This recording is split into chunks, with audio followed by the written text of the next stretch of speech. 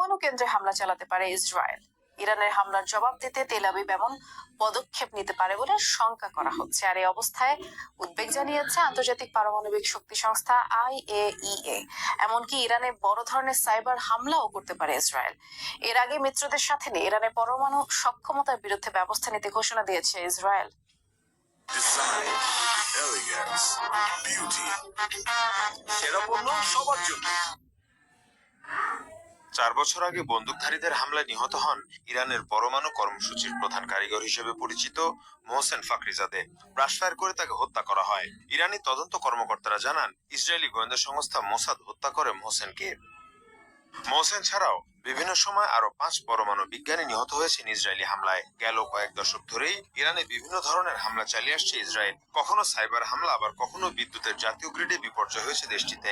Sabotage হয়েছে Natanz পরমাণু কেন্দ্রেও।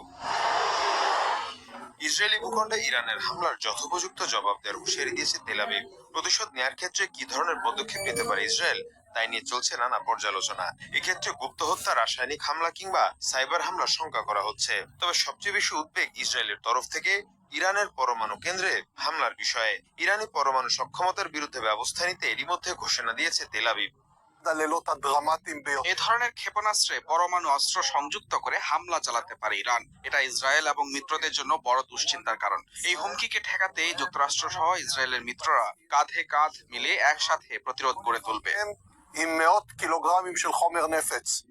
এ পরিস্থিতিতে দেখা দিয়েছে উদ্বেগ। আন্তর্জাতিক পারমাণবিক শক্তি সংস্থা জানিয়েছে, পরমাণু কেন্দ্রের অবকাঠামোয় হামলা হলে তার পরিণতি হবে ভয়াবহ।